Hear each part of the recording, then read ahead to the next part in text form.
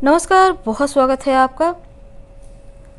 21 जून को गुरु और राहु का चांडाल दोष भंग होने जा रहा है। तो आप वृषभ वालों, आपके जीवन पर इस चांडाल दोष के भंग होने से क्या कुछ राहत मिलेगी और क्या प्रभाव पड़ेगा, चलिए जानते हैं विस्तार से। वीडियो के अंत तक बने रहिए और यह प्रेडिक्शन चंद्र राशि पर आधारित है। तो वैदिक ज्योतिष में देवगुरु बृहस्पति को सबसे शुभ ग्रह माना गया है और देवगुरु के प्रभाव से ही व्यक्ति को सुख, समृद्धि, ज्ञान, तरक्की मिलती है और गुरु के शुभ प्रभावों को ग्रहण लगाता है राहु।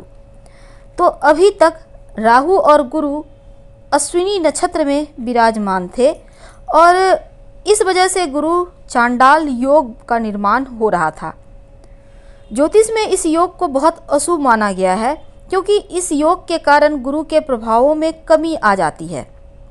लेकिन 21 जून को गुरु और राहु का चांडाल दोष भंग हो जाएगा क्योंकि गुरु बृहस्पति अश्विनी नक्षत्र से निकलकर भरणी नक्षत्र में चले जाएंगे और राहु इसी नक्षत्र में बने रहेंगे। तो गुरु के नक्षत्र परिवर्तन से चांडाल दोष भंग हो जाएगा और गुरु शुभ फल देने की स्थिति में आ जाएंगे। तो जब ये योग भंग होगा तब आप वृषभ वालों के जीवन पर इसका क्या प्रभाव पड़ेगा, चलिए जानते हैं विस्तार से। देखिए, आपके लिए 12वें भाव में है गुरु। विदेशी यात्रा, विदेशी संपत्ति प्राप्ति के योग बने हुए हैं। अभी तक जो चांडाल दोष के कारण इन चीज़ों पर ग्रहण लगा था वो खत्म होगा। अपना वाहन लेने की इच्छा पूरी होती दिखती है। स्वास्थ्य में सुधार होगा। अगर आप कर्ज से परेशान थे तो अब कर्ज मुक्त भी हो जाएंगे। वास्तु गुप्त विज्ञान को सीखने का ये वक्त बढ़िया है। आपके लिए ये वक्त एक नई विद्या को सीखने के लिए सर्वोत्तम है, इसलिए अगर आप कुछ सीखना चाहते हैं तो उत्तम है। गुरु 8वें 11वें भाव के स्वामी होकर 12वें भाव में है और गुरु की 5वीं दृष्टि 4थे भाव पर है, 7वीं दृष्टि 6ठे भाव पर है और 9वीं दृष्टि 8वें भाव पर रहेगा। तो चांडाल दोष के कारण जो मुश्किलें थी वो अब कम होंगी।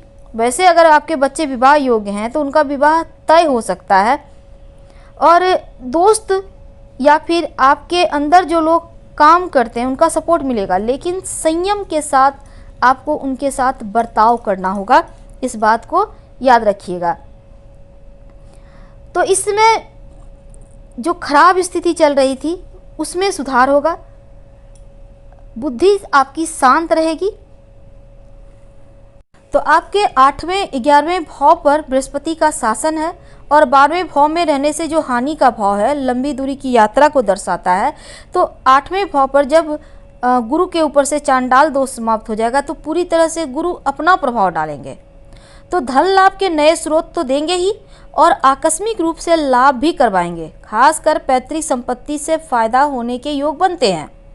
देवगुरु बृहस्पति के 12वें भाव में होने से आपको धन हानि भी हो सकती है कुछ मामलों में, लेकिन कुछ मामलों में आकस्मिक धन लाभ भी होने के योग है। 11वें भाव के स्वामी हैं, 12वें भाव में है, तो धन लाभ और हानि दोनों है, यानी धन तो कमाएंगे पर बचाने के लिए आपको मेहनत करना होगा। करियर की बात करें तो आपके कार्यों से संतुष्टि आपको नहीं मिलेगी। आपको लगेगा कि आप सही तरीके से या तो कार्य नहीं कर पा रहे या कार्य का पूरा फल नहीं मिल पा रहा। हालांकि लापरवाही नहीं करना है, धन के मामलों में सावधान रहना है आपको। प्रेम संबंधों की बात करें तो हल्के से उतार चढ़ाव है क्योंकि आपसी समझ, आपसी जो एक दूसरे पर भरोसा है वो कम होने से थोड़ी सी आपके अंदर बदलाव आ सकते हैं। तो ऐसे में अच्छा सोचिए और रिश्तों को बेहतर कीजिए। आप इस पीरियड में हो सकता है पार्टनर पर कम भरोसा करें, तो रिश्तों को अगर आप बनाए रखना चाहते हैं तो आपको कम बोलना होगा, अच्छा बोलना होगा।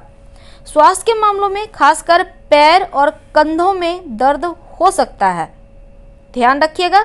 और देवगुरु बृहस्पति आपकी कुंडली के 4थे, 6ठे, 8वें भाव पर दृष्टि डाल रहे हैं, तो नींद और आराम में कमी महसूस हो सकती है। तो इसके ऊपर भी आपको ध्यान रखना होगा, यानी आपके नींद ना आने की समस्या जैसी चीज़ें हो रही हैं। हालांकि वर्क प्लेस पर जल्दबाजी में कोई भी कार्य मत कीजिएगा।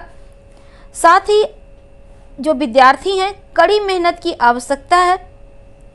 मेहनत से सफलता मिलेगी। धन्यवाद। हम फिर मिलेंगे। पसंद आए तो लाइक कर सब्सक्राइब करें।